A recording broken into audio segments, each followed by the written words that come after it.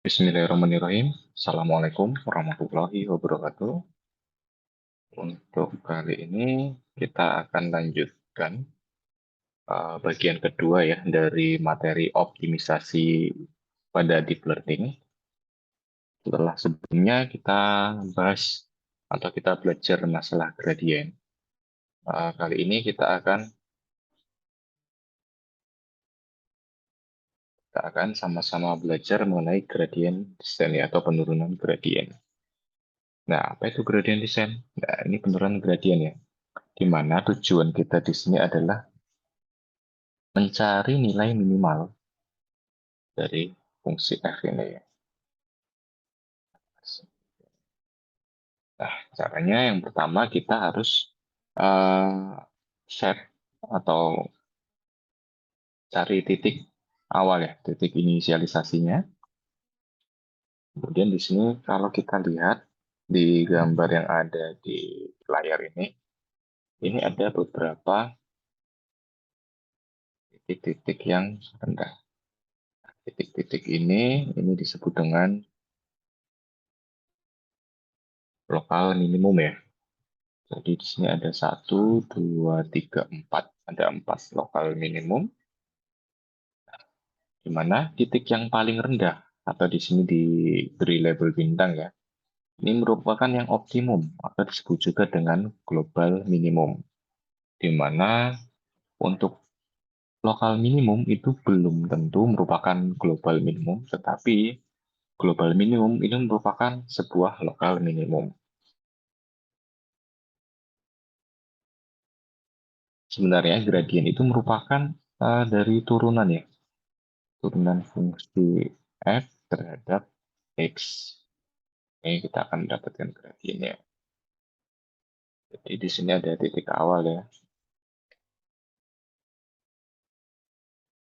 Nah, ini tujuannya dari titik awal ini kita mencari titik minimumnya, atau yang kita cari sebenarnya yang optimum di sini ya.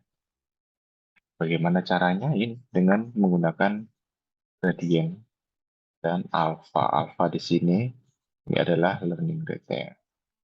Jadi nilai x, titik x yang baru ini merupakan titik x yang lama dikurangi alpha dikalikan gradien dari x-nya, gradien fungsi x.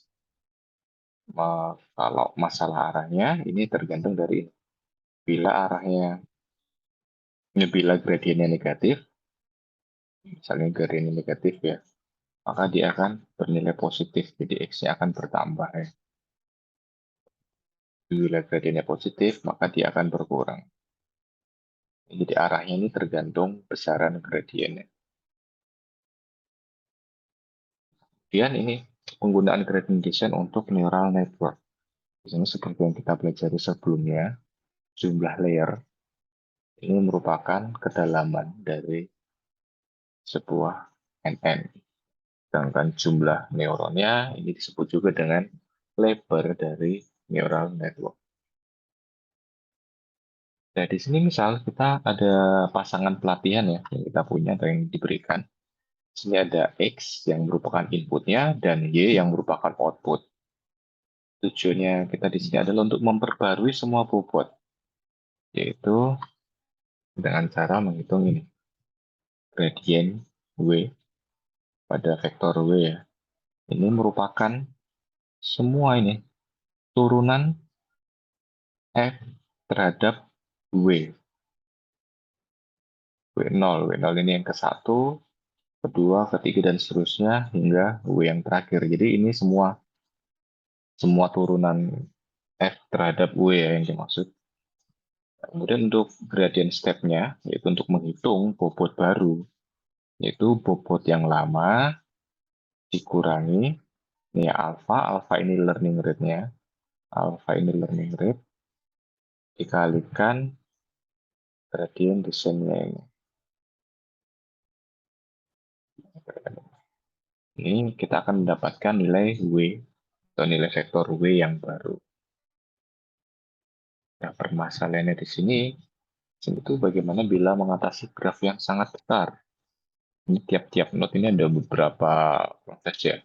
Ini misal yang seperti ada gambar di depan ini, ada proses konvolusi, ada average pool, max pool, concat, dropout, fully connected, dan softmax.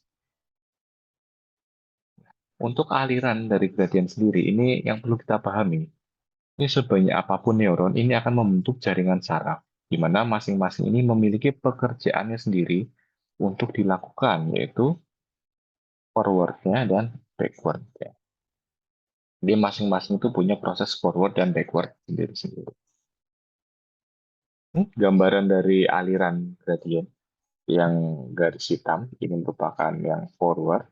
Ini untuk menghitung atau mencari nilai outputnya di sini set ya. Sedangkan yang berwarna biru untuk menghitung turunannya. Yang di sini turunan L ini loss function ya terhadap Z, jadi ini outputnya. Kemudian yang atas ini yang arah ke X ini merupakan turunan dari Z terhadap X.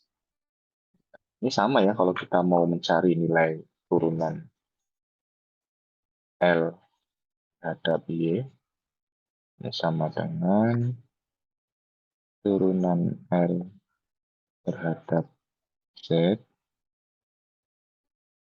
dikalikan turunan Z terhadap Y.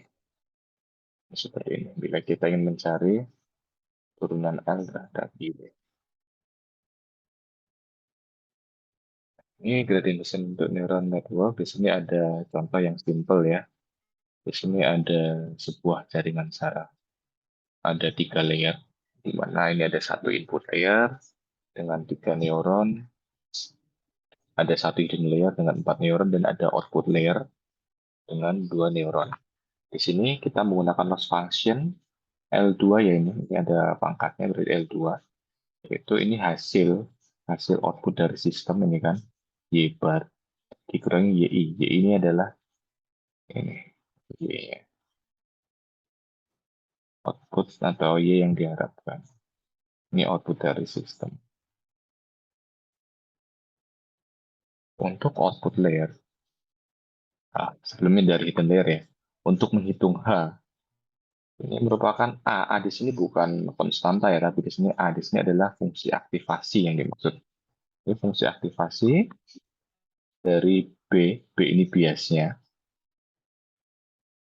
Ditambah sigma atau total dari X dikalikan W0. Di sini ada eh, bobot-bobot yang ada di antara input layer dan hidden layer ini W0, dan bobot-bobot yang ada di antara hidden layer dengan output layer adalah W1.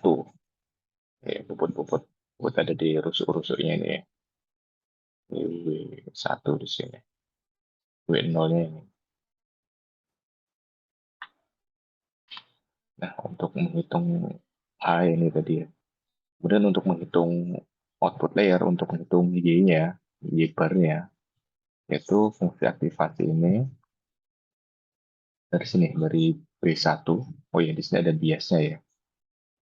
Bias di sini, ini B0, dan di sini ada B1. Jadi bias yang ada di sini, di output layer, ditambah dengan H dikalikan W1.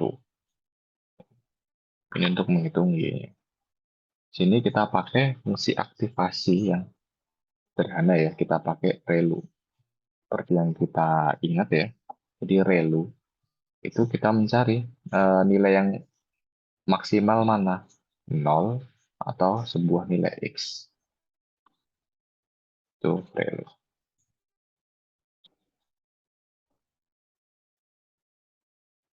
Ini tadi ya, ini untuk yang forwardnya sebelah sini.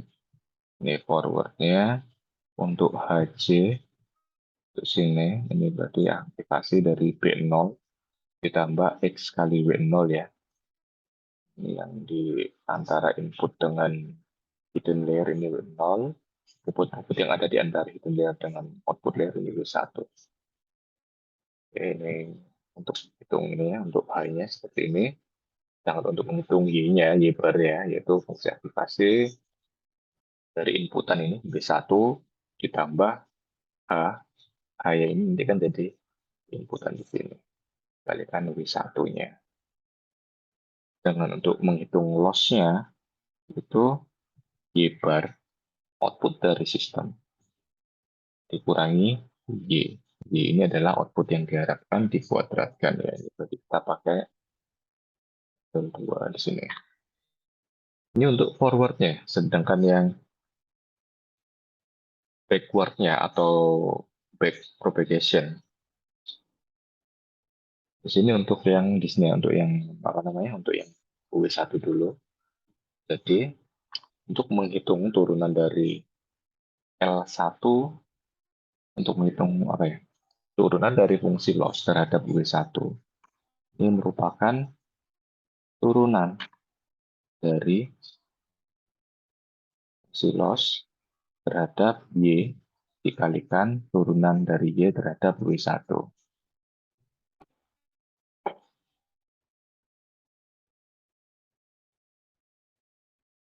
Yang pertama ini yang apa namanya?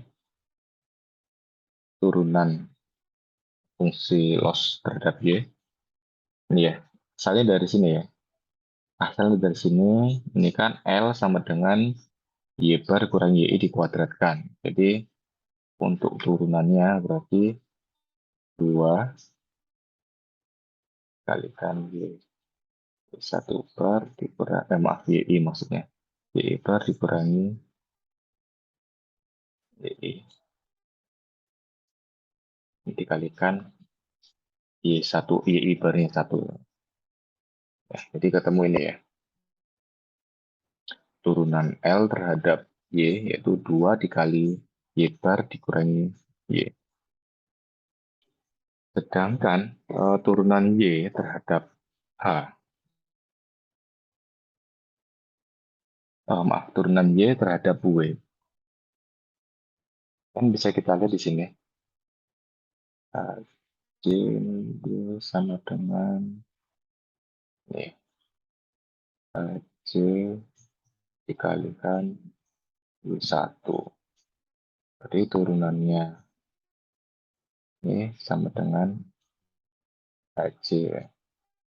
Tapi dengan catatan, jika nilainya lebih besar dari 0.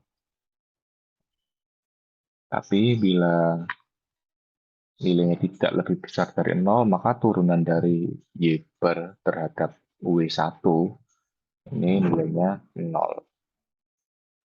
Oke, ini terhadap turunan dari L terhadap W1 ya, ini seperti ini langkah-langkahnya. Sedangkan turunan L terhadap W0, terhadap W0 yang di sini, ini ya, ini.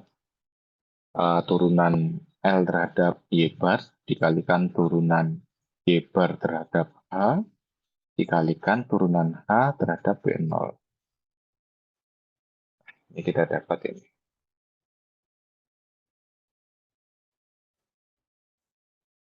Nah, kemudian di sini ada pertanyaan berapa banyak bobot yang tidak diketahui. Itu ada berapa banyak bobot yang harus kita update ya. Di sini kalau kita lihat dari network yang ada di depan kita, di sini untuk output layer sendiri, ini kan ada dua node. Ya, untuk hidden layer ada 4 node. Jadi di output layer, ini layer output di sini, jumlah bobotnya ini kan ada 2 ini dikalikan asalnya, inputnya 4 ya.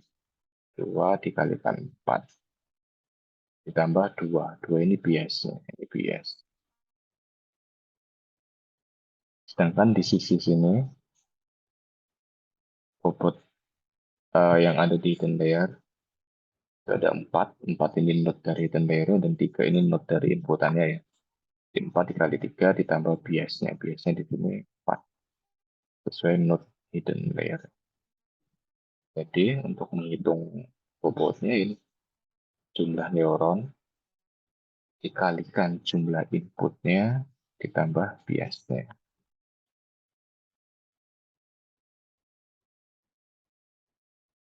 Jadi kita bahas soal gradient descent untuk neural network. Kemudian kita akan belajar juga derivatif atau turunan dari cross entropy loss. Untuk proses entropi loss sendiri rumusnya seperti ini ya. L sama dengan negatif dari jumlah Y1. Y1 ini, maaf, YI. Y ini adalah output yang diharapkan ya. Output yang diharapkan dikalikan log Y bar. Ditambah, ada dua ya. Tambah ini. 1 dikurangi YI ini output yang diharapkan dikalikan log 1 dikurangi Y bar. Ini untuk proses entropy loss-nya. Sedangkan untuk Y-nya, untuk menghitung output Y-nya ini menggunakan fungsi sigmoid ya. Ini 1 dibagi 1 ditambah eksponen dari SI, di mana SI-nya ini merupakan, ini SI yang di sebelah sini ya.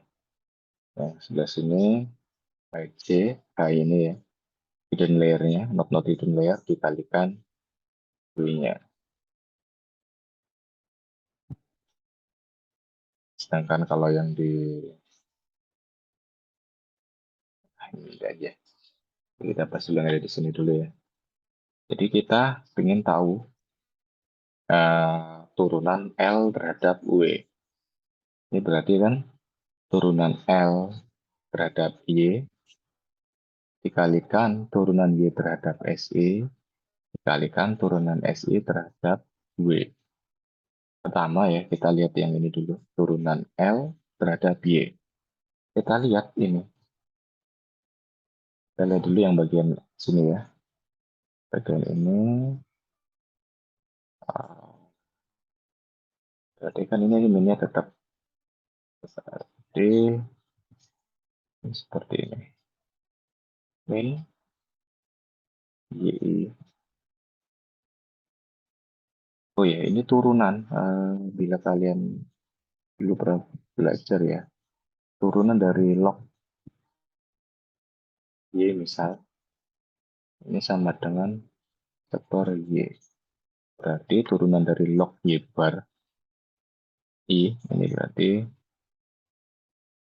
seper ini ya, min YI dikalikan seper Y bar I, jadi seperti ini. Dan bagian yang kedua,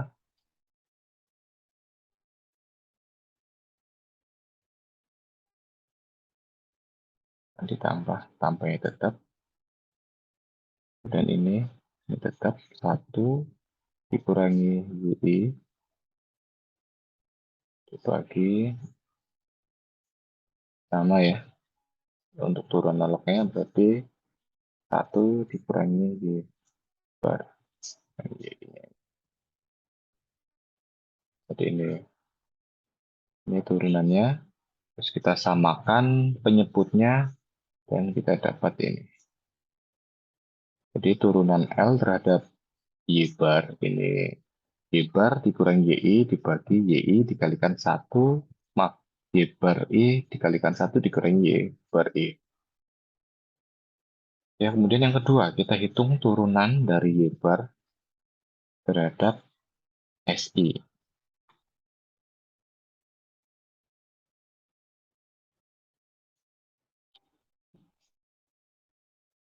Ini ya, Y bar terhadap SI.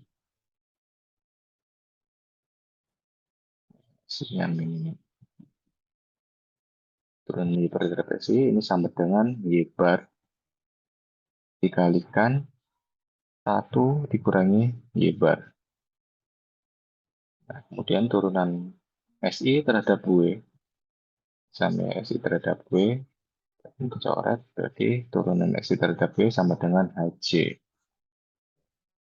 Ini, jadi ini kan seperti yang kita dapat di sini, Y bar dikurangi Y, maaf, YI bar dikurangi YI dibagi YI bar kali 1 kurangi YI bar dikalikan ini dikalikan ini dikalikan ini. Ambil 1 dikalikan 2 dikalikan 3. 2-nya kita naikkan. I per dikali 1 min I per, kemudian dikalikan HC. Ini kan sama toh? Ini sama bisa dicoret. Jadi hasilnya seperti ini.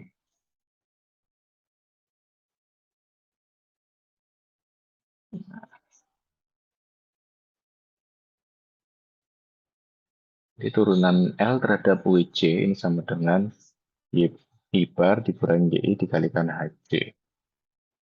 Kita dapat ya, sedangkan turunan L terhadap SI yaitu Y bar dikurangi Y.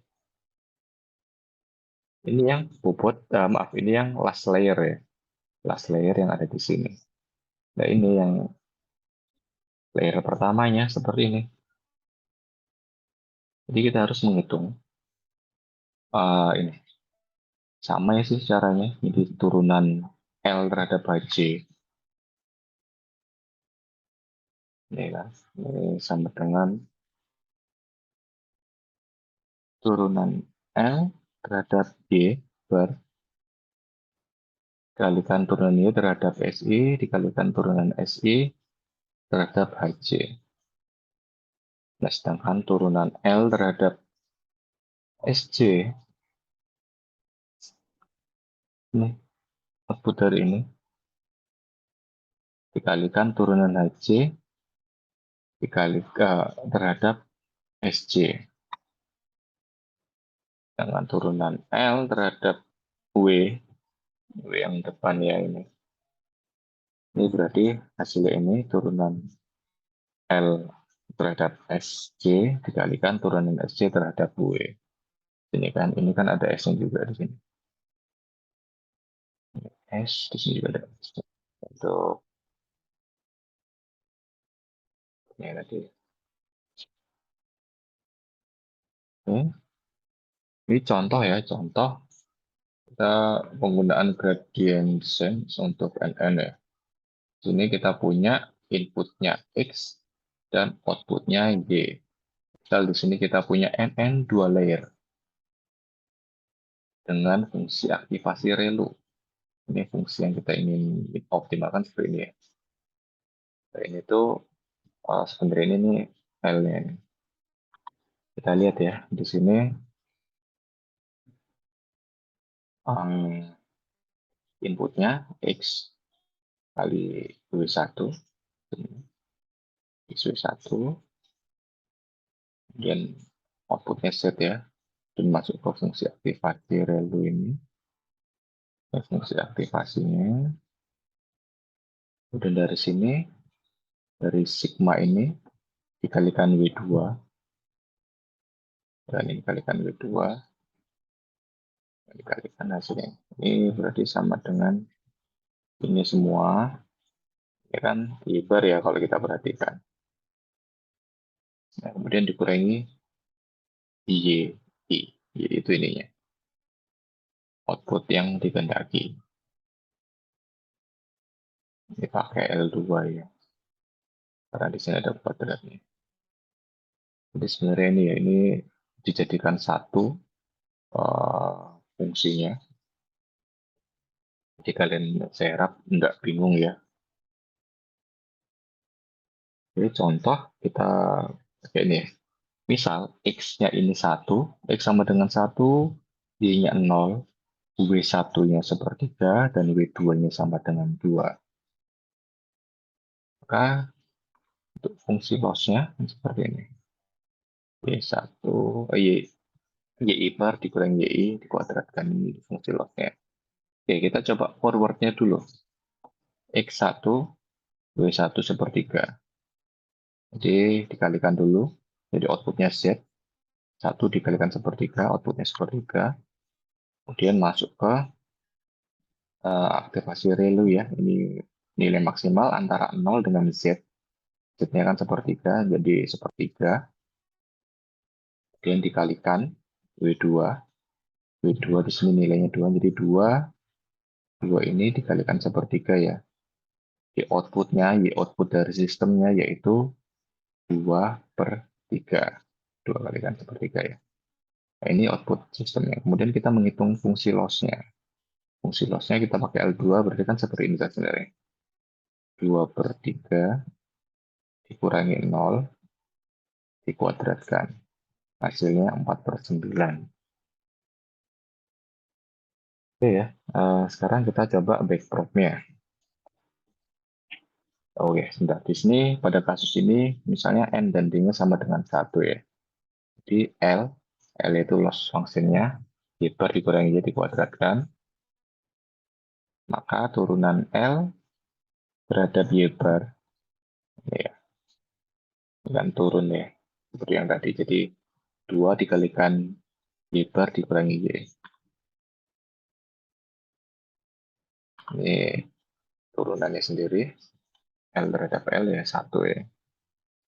Dan kita hitung yang pertama, turunan L, sebentar, ini tujuan kita adalah menghitung turunan L terhadap Y2, terhadap ini. Pertama kita hitung turunan L terhadap Y bar.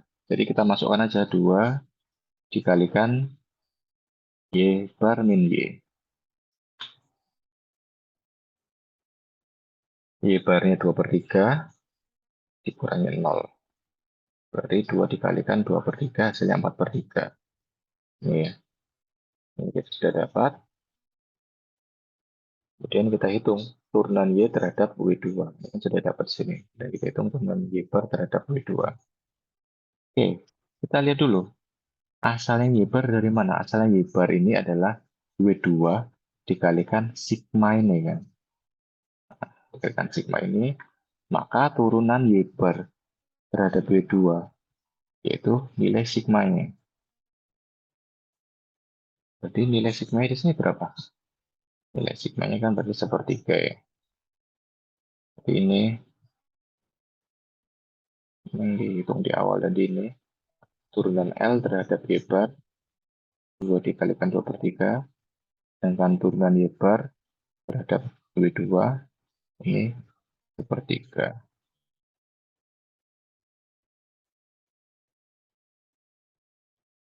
Oke, jadi hasilnya 4/9. Oke, kemudian kita ingin hitung lagi sampai di sini. Turunan L terhadap W1. Sama ya, ini tetap turunan L terhadap Y kalikan turunan Y terhadap sigma. Berarti kita ke atas ini ya. Yang turunan L terhadap Y ini tidak ada perubahan.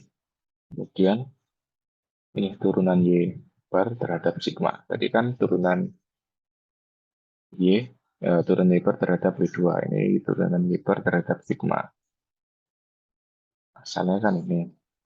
Jadi bila terhadap sigma, ya Y bar itu sama dengan W2.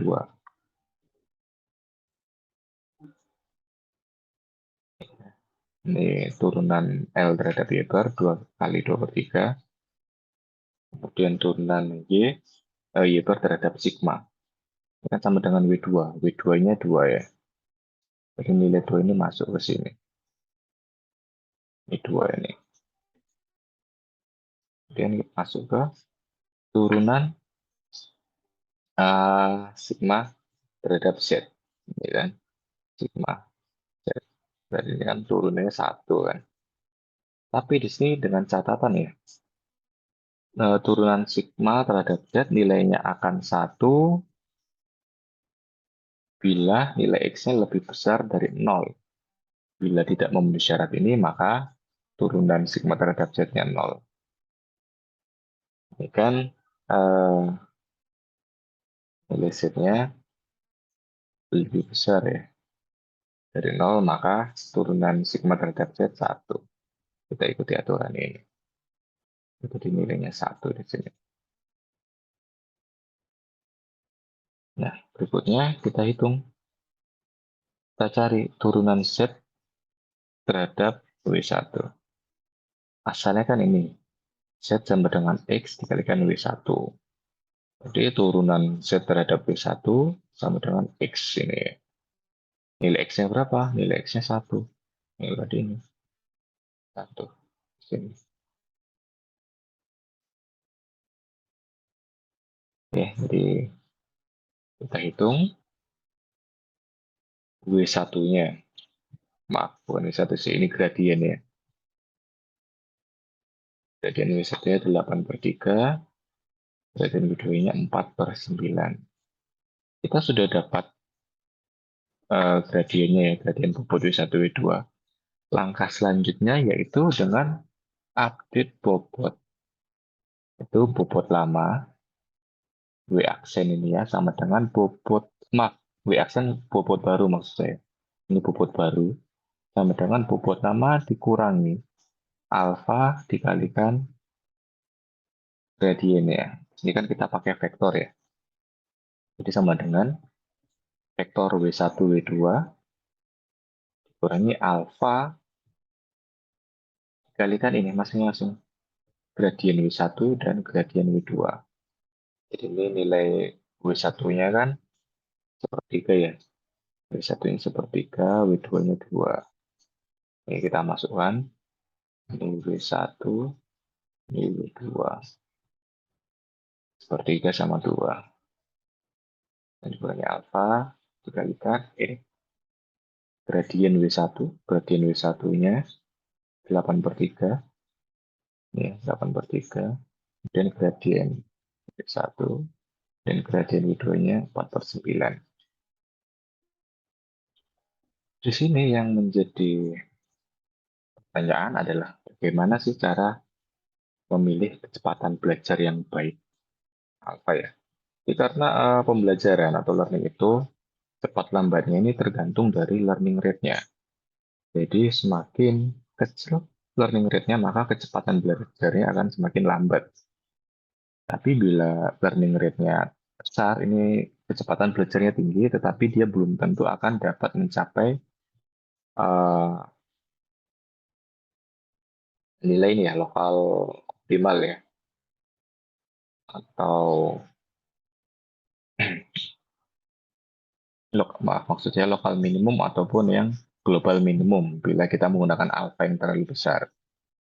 Nah, dari sini inilah fungsi untuk uh, optimasi. Jadi di sini ada beberapa permasalahan, yaitu bagaimana cara memilih learning rate yang baik, kemudian bagaimana cara menghitung gradien untuk pasangan pelatihan tunggal, bagaimana cara menghitung gradien untuk set pelatihan yang besar, dan bagaimana cara mempercepatnya. Jadi masalah-masalah di sini ini akan dapat kita atasi dengan optimasi pada deep learning. Untuk penjelasan optimasi ini akan saya sampaikan pada video yang berbeda ya. Oke, untuk penjelasan tentang gradient descent cukup sampai di sini ya. Terima kasih. Wassalamualaikum warahmatullahi wabarakatuh.